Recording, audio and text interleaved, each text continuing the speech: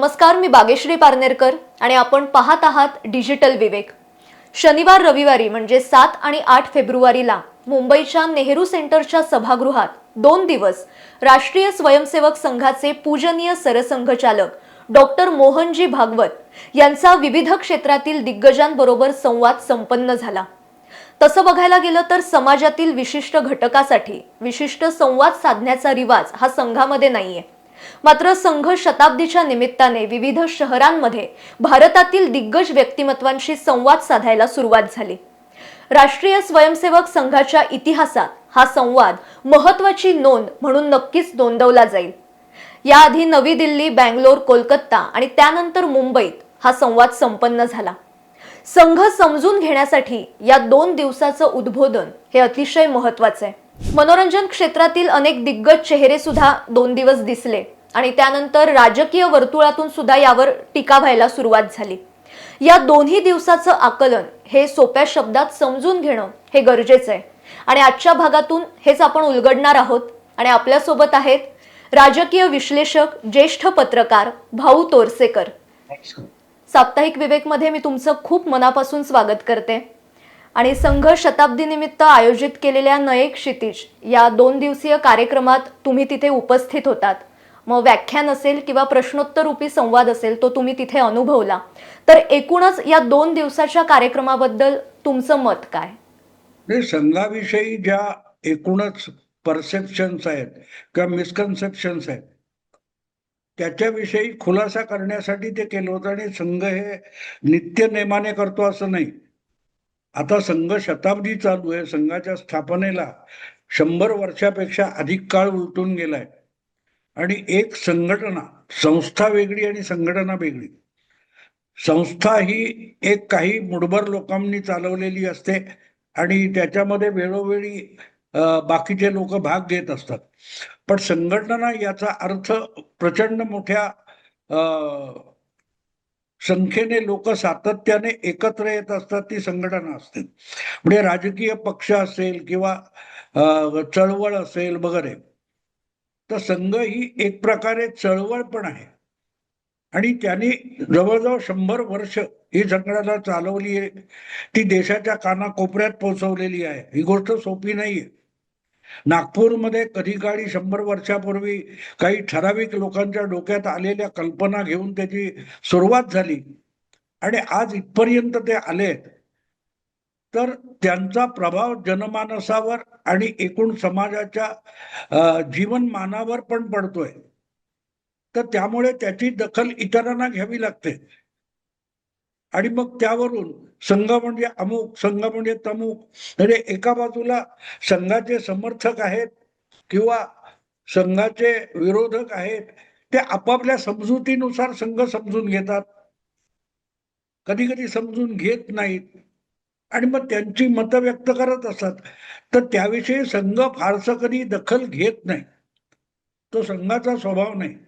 त्यांनी जे उद्दिष्ट ठरवलेलं आहे, लक्ष ठरवलेलं आहे, त्या दिशेने ते वाटचाल करत राहतात आणि मग त्याचे परिणाम काय व्हायचे ते होतील, त्यांना त्याची कर्तव्य नाहीये। पण संघ शताब्दी झालेली आहे आणि जगभर आता हळूहळू करत संघाच्या कार्याची आणि व्याप्तीची दखल घेतली जाते।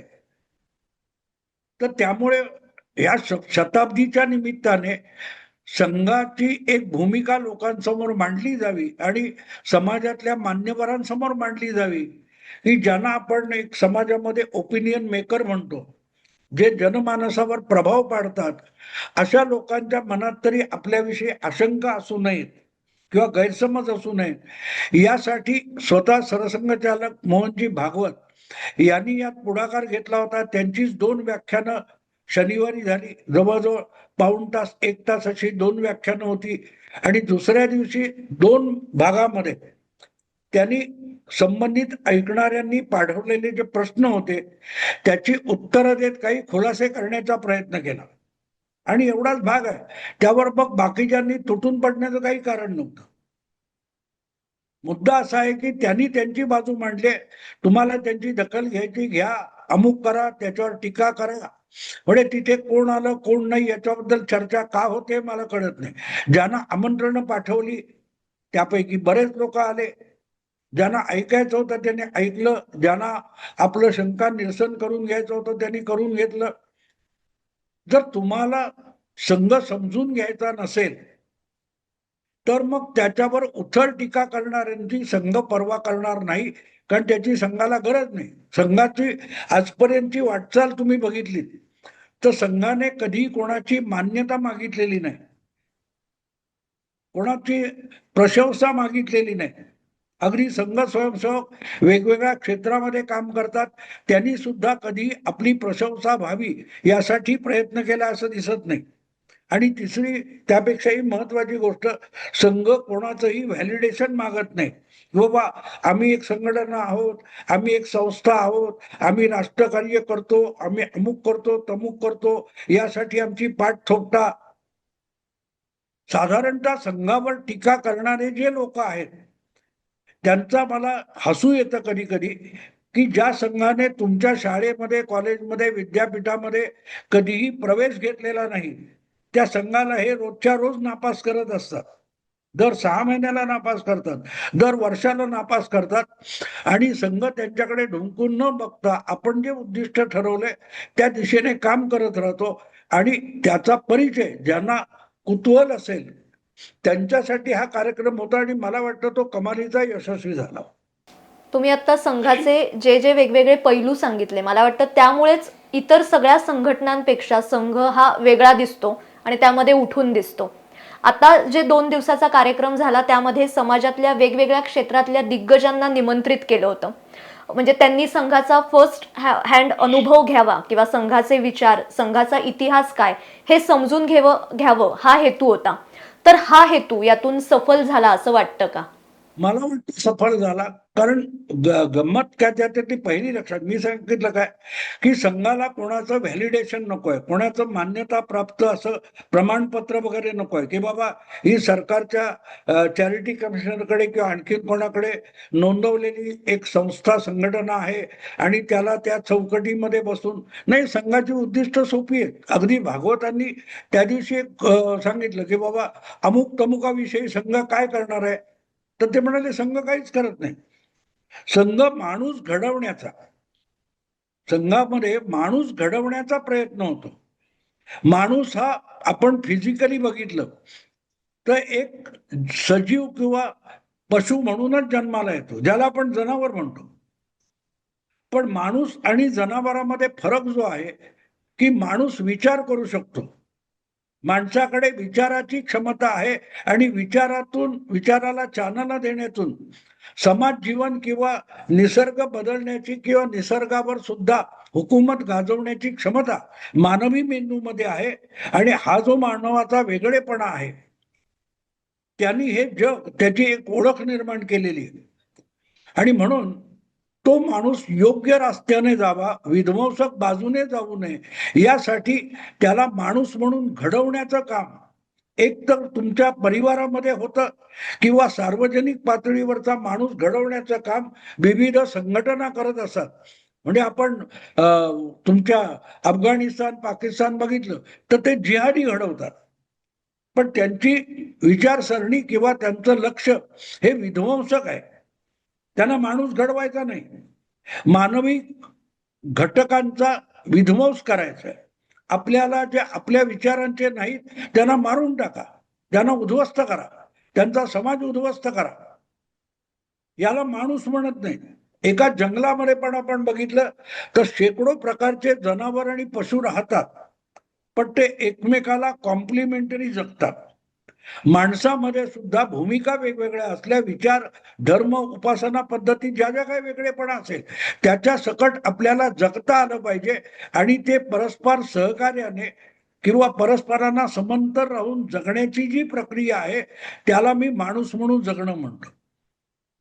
आणि तसा माणूस घडवणं या समाजाचा, या जगाचा, या पृथ्वीचा, या निसर्गाचा आणि सजीव सृष्टी सकट मानव सृष्टीचा विनाश होऊ नये यासाठी जगाचा समतोल राखण्याची क्षमता असलेला मेंदू जर माणसाकडे असेल तर मग माणसाने योग्य विचार केला पाहिजे आणि त्याला योग्य विचार करायला प्रवृत्त करेल अशी भूमिका घेऊन संघ काम करतो.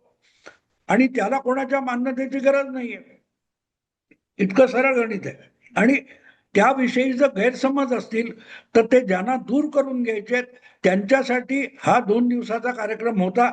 आवश्यक आहे ते आले, त्यांनी समज काय असेल ते आपले शंका विचारल्या गेल्या. 1 दिवस अख्खा प्रश्नोत्तरांचा होता. 14 पद्धतीच्या, म्हणजे शैक्षणिक असेल, मनोरंजनाचा असेल, सायंटिफिक असेल, धार्मिक असेल, अशा 14 कॅटेगरी मधले प्रश्न विचारले गेले आणि त्याला संघ चालकांनी उत्तर दिलेले, सरसंघ चालकांनी. त्यामुळे ज्यांना ते समजून घ्यायचंय त्यांनी समजून घ्यावं, ज्यांना समजून घ्यायचं नाहीये आणि आपल्या भ्रमात जगायचंय त्याचं त्यांना स्वातंत्र्य आहे. संघाने तुम्ही आम्हाला समजून घेतलंच पाहिजे असं कोणाला डोक्याला बंदूक लावून बोलवलेलं नव्हतं. त्यामुळे तुम्हाला आवडलं नसेल तर ठीक आहे, तुम्ही दुर्लक्ष करा. आपल्याकडे लोकांना स्वातंत्र्याचा अर्थ कळत नाही. असं मी एवढ्यासाठी म्हणतो की तुम्हाला नावडतं असेल तर ऐकू नका. तुम्हाला नावडतंय म्हणून शिव्याशाप देत बसणं हा माणूसपणाचा भाग नाहीये. तसंच संघाच्या ज्या भूमिका आहेत, संघाचं जे काम आहे ते सांगण्याचा त्यांनी प्रयत्न केला. ज्यांना ऐकायचं असेल ऐकावं, नाहीतर पाठ फिरवून निघून जावं. खरंय. आणि या 2 दिवसात अनेक वेगवेगळ्या मुद्द्यांना तिथे हात घालण्यात आला किंवा त्या मुद्द्यांवर चर्चा झाली. त्यातला एक महत्त्वाचा मुद्दा असा होता की देशाची एकता टिकवण्यासाठी किंवा देश सुरक्षित राहण्यासाठी आणि देश प्रगतीपथावर पुढे जाण्यासाठी मुळात समाजाचं संघटन हे महत्त्वाचं आहे आणि त्यामध्ये एकटं सरकार काही करू शकत नाही, हे जे मत सरसंघ चालकांनी मांडलं त्याबद्दल काय सांगाल? ती वस्तुस्थिती अनेक लोकांना कळत नाही. अमुक तमुक झालं सरकार काय करते, तमुक तमुक काय झालं सरकार काय करते. वेगवेगळ्या व्यवस्था आहेत. स्वच्छतेची एक व्यवस्था आहे. शहरामध्ये जागोजागी कुठे कुठे कचरा पडलेला असतो. तो कचरा तुम्ही जर कचरा कुंड्या ठेवलेल्या आहेत त्याच्यात टाकला तर तो वेळच्या वेळी उचलला जाईल. पण आपण काहीतरी वडापाव खाल्ला असेल किंवा भेळ खाल्ली असेल तर तिथेच कुठेतरी तो कागद किंवा ते असेल ती प्लॅस्टिकची वाटी वगैरे टाकून द्यायची. मग ती कोणी उचलायची? तर त्यासाठी सफाई कामगार असतात. पण तुम्ही जर ते कचरा कुंडीत टाकलं तर कचरा होणार नाही, कचरा झाला नाही तर पर्यावरणाला बाधा येणार नाही. एवढी साधी गोष्ट माणूस म्हणून आपल्याला करता आली पाहिजे. आणि ती करण्यासाठी लोकांना प्रवृत्त करणं आवश्यक असतं. तर मग ती व्यवस्था चांगली चालते, ती उपयुक्त ठरते. कुठलीही व्यवस्था, कुठलीही सुविधा जी असते ती माणसाने वापरण्यावर होते. एखादा आपण भाजी चिरायचा चाकू असतो आपल्या घरात, सुरी असते, ती सुरी भाजी चिरायसाठी आहे.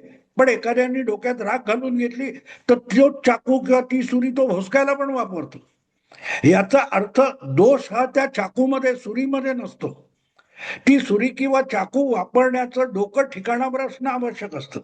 तशाच समाजातल्या वेगवेगळ्या यंत्रणा, व्यवस्था किंवा सुविधा ज्या निर्माण केलेल्या आहेत त्या जर चांगल्या रीतीने, योग्य रीतीने वापरल्या गेल्या तर आपोआपच त्याचा चांगला परिणाम आपल्याला मिळतो. आणि त्यासाठी सगळ्यात पहिली गोष्ट म्हणजे आपण माणूस आहोत आणि आपल्याला स्वातंत्र्य आहे याचा अर्थ दुसऱ्याच्या स्वातंत्र्यावर गदा आणण्याचं स्वातंत्र्य आपल्याला आहे असं होत नाही. माझं स्वातंत्र्य आहे हे तुझ्या नाकापर्यंत 1 इंच येऊन थांबतं, कारण त्याच्यापेक्षा पुढे गेल्यानंतर तुझ्या नाकाला माझ्या हातामुळे इजा होऊ शकते. तर ते स्वातंत्र्य मला नाहीये. दुसऱ्याच्या जगण्यामध्ये बाधा आणण्याचं स्वातंत्र्य कोणीही कोणाला दिलेलं नाही. ते निसर्गात नव्हतं, ते घटनात येत नाही. एवढं लक्षात ठेवलं तर परस्परांना सुसह्य करता येईल असं आपण वागू शकतो. आणि ज्या वेळेला सगळी माणसं, बहुतांश माणसं हे सुसह्य पद्धतीने वागतात आणि जगतात तेव्हा कुठल्याही व्यवस्थामध्ये, सरकार असो, महापालिका असो किंवा केंद्र सरकार असो, सुरक्षा व्यवस्था असो, या सगळ्या व्यवस्था उपयुक्त ठरतात. पण एकाने त्यात काहीतरी गफलत करायचा प्रयत्न केला की सगळ्या, आता आपण पार्लमेंट बघतोय, अर्थसंकल्प मांडला गेल्यानंतर राष्ट्रपतींच्या अभिभाषणाचा आभाराचा प्रस्ताव होता. तेव्हा राष्ट्रपतींचा आभार आणि राष्ट्रपतींच्या नावाने चाललेलं सरकार याविषयी चर्चा करायची सोडून कुठल्या तरी पुस्तकात काय आलंय यासाठी राहुल गांधी हटवादीपणा करून प्रस्तावाच्या पेक्षा भलत्याच विषयावर बोलत बसले आणि अख्खं पार्लमेंट विचलित झालं. संसद विचलित करणं हे कितपत योग्य आहे? मग त्यासाठी तुम्ही संसदेची नियमावली ही दोषयुक्त ठरवू शकत नाही. जे कामकाजाचे विषय आहेत त्या विषयापर्यंत मर्यादित राहून तुम्ही आपले अधिकार वापरले तर ठीक आहे. पण राहुल गांधी म्हणतात मी विरोधी नेता आहे आणि मला विचारण्याचा अधिकार आहे, पण तो कामकाजाच्या संबंधित विचारण्याचा विषय आहे. उद्या राहुल गांधी म्हणतील की माझी बहीण प्रियंका वाड्रा आहे आणि तिचा नवरा रॉबर्ट वाड्रा आहे, त्याच्या मुलाला सर्दी का झाली, हा पण प्रश्न मी विरोधी नेता म्हणून संसदेत विचारीन आणि पंतप्रधानांनीच त्याचं उत्तर दिलं पाहिजे.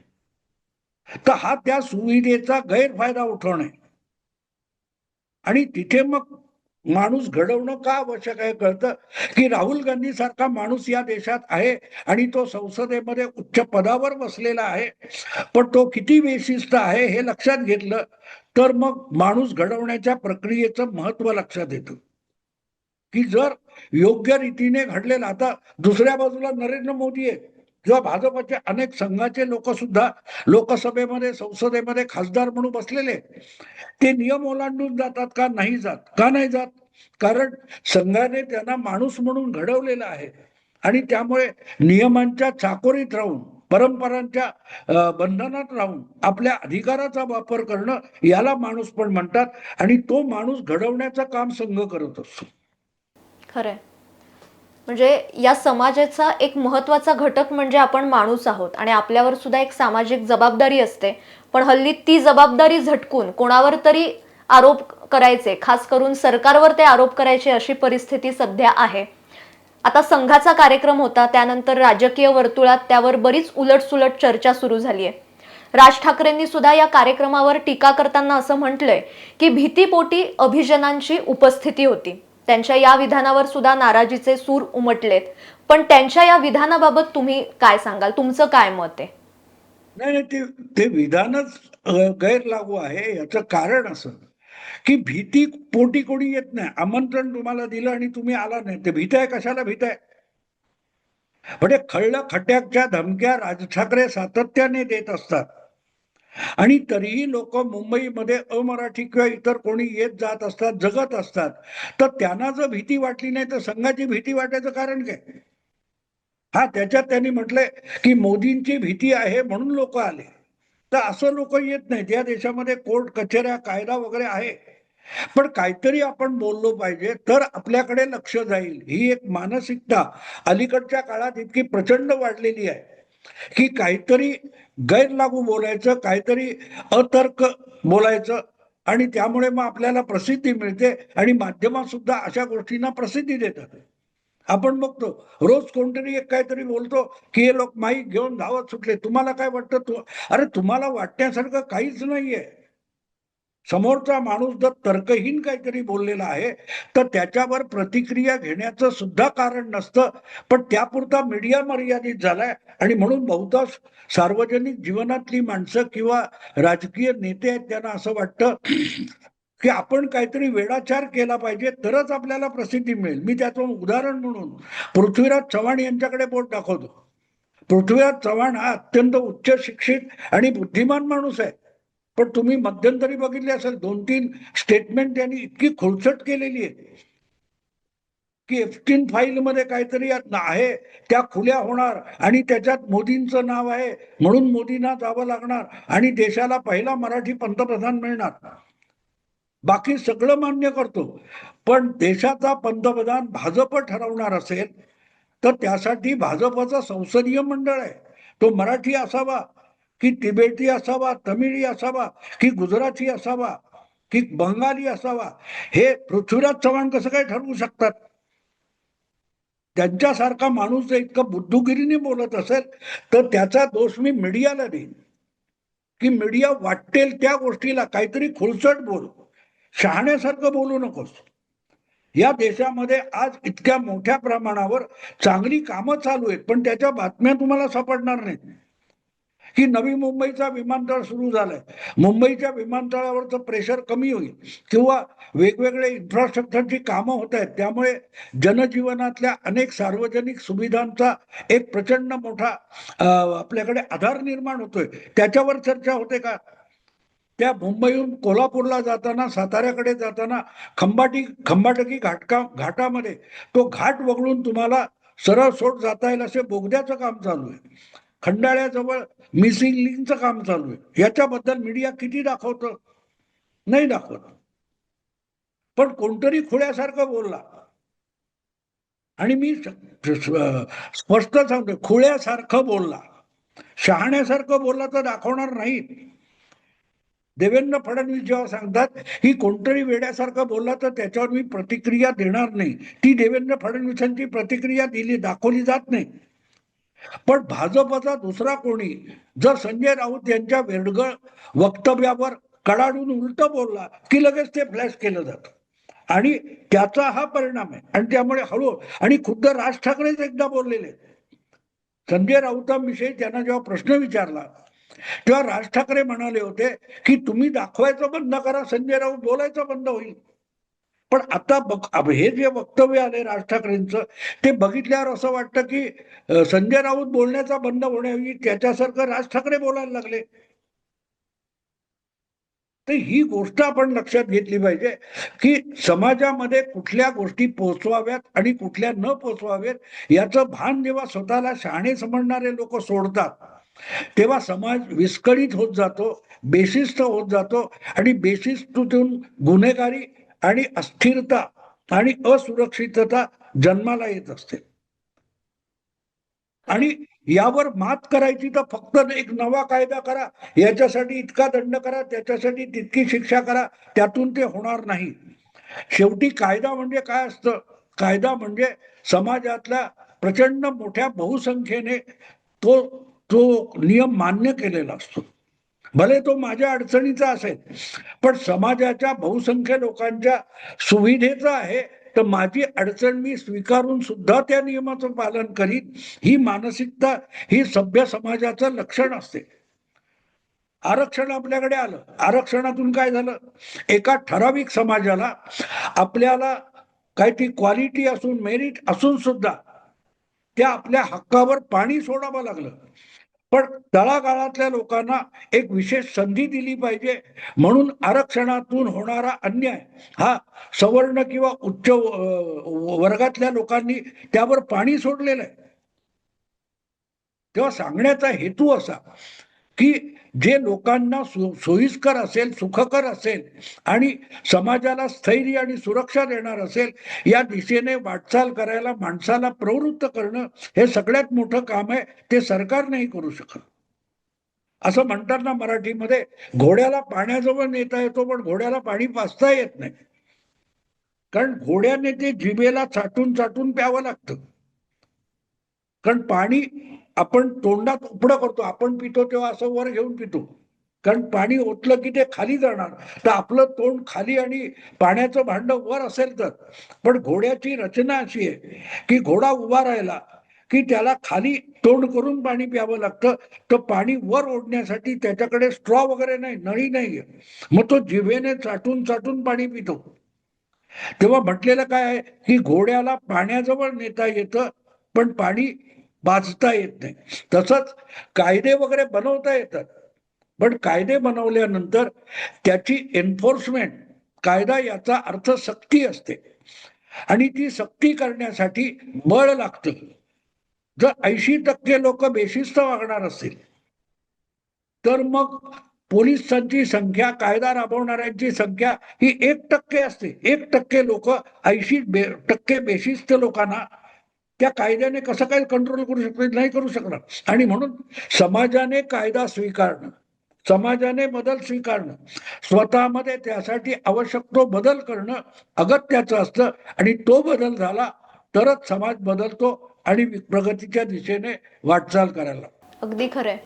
खरं म्हणजे कोणत्याही संघटनेची 100 वर्ष, शताब्दीचा प्रवास हा अजिबात सोपा नसतो. आणि संघाचा प्रवास कसा होता हे 2 दिवसाच्या या 2 दिवसीय उद्बोधन सत्रातून समोर आला. पण सरसंघचालकही असं म्हणाले होते की संघ समजून घ्यायचा असेल तर संघात यावं लागतं. म्हणजे टीका करणारे बाहेर राहून अनेकदा टीका करतात आणि मी थोडं आणखीन जोडीन त्याला. हा, तिथे आलेला एक प्रश्न फार महत्वाचा होता, पण सरसंघचालकांनी त्याचं उत्तर द्यायचं टाळलं. तू जे आता म्हणालीस की 100 वर्ष संस्था चालवणं अवघड असतं, तर एक प्रश्न असा होता की 1925 साली संघाची स्थापना झाली. जवळजवळ त्याच्याच आसपास देशातल्या कम्युनिस्ट चळवळीची सुरुवात झाली. ती कम्युनिस्ट चळवळ आज कुठे आहे आणि संघ कुठे आहे याची तुलना कराल का? तर सरसंघचालकांनी त्यावर उत्तर द्यायचं टाळलं. ते म्हणाले, हा प्रश्न तुम्ही त्यांना विचारा, कारण आज आपण देशात बघतोय की सगळीकडे कम्युनिस्ट चळवळ कुठल्या कुठे विस्मृतीत गेल्यासारखी झाली. एक काळ 10, 15, 20 वर्ष मागे जाल तुम्ही, तर देशाच्या राजकारणामध्ये आणि सार्वजनिक जीवनावर कम्युनिस्ट चळवळीचा मोठा प्रभाव होता. आज तो जवळजवळ नामशेष झालेला आहे. एक केरळमध्ये कम्युनिस्ट मुख्यमंत्री आपल्याला दिसतो. बाकीच्या अनेक राज्यामध्ये कम्युनिस्ट पक्ष निवडणूक लढवण्याच्या अवस्थेत सुद्धा राहिलेला नाही. तो का राहिला नाही? कारण तो रिलेव्हंट राहिला नाही, प्रासंगिक राहिला नाही. काळानुसार तुम्हाला बदलता आलं पाहिजे. काळानुसार जे बदल समाज जीवनामध्ये होतात त्या बदलांना आत्मसात करून नव्या परिस्थितीशी जुळतं घेत समाजामध्ये तुम्ही रिलेव्हंट असलं पाहिजे, प्रासंगिक असलं पाहिजे, की तुमची आवश्यकता त्या समाज घटकाला वाटली पाहिजे. तर मग ती संस्था, तो विचार, त्या भूमिका, तो कार्यक्रम, ती संघटना टिकून राहते.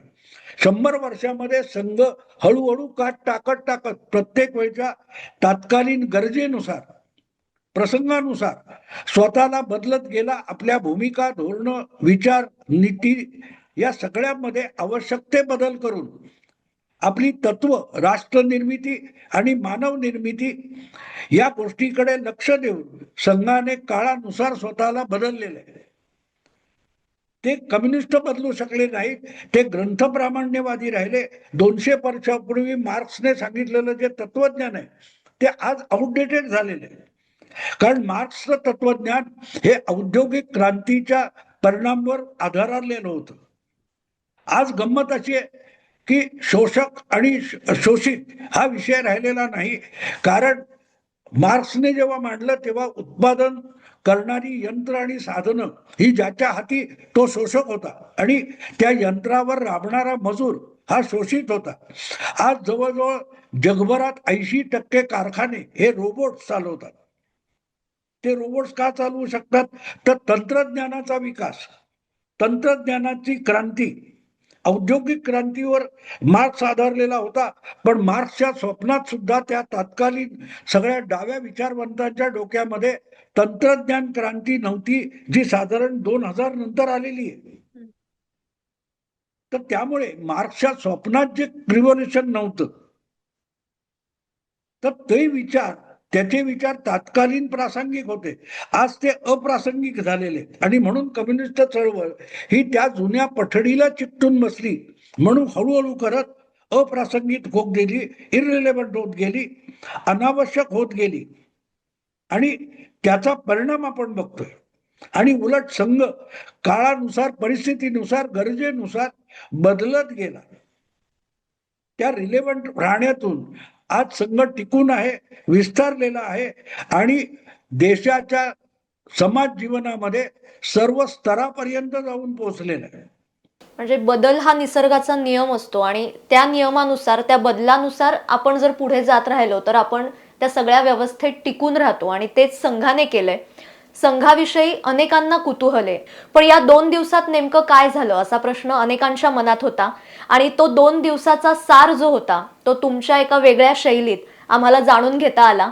मी भाऊ खरंच पुन्हा एकदा मनापासून तुमचे आभार मानते की याविषयी तुम्ही आमच्याशी बोललात. खूप खूप धन्यवाद. रसिको, मला खात्री आहे की हा भाग तुम्हाला नक्की आवडला असेल, कारण 2 दिवस आपण बातम्या वाचत होतो पण खास भाऊंच्या शैलीत आज आपण हे सगळं जाणून घेतलंय आणि असेच महत्त्वाचे विषय आपण जाणून घेणार आहोत. त्यासाठी साप्ताहिक विवेकच्या YouTube चॅनलला आजच सबस्क्राईब करा. धन्यवाद.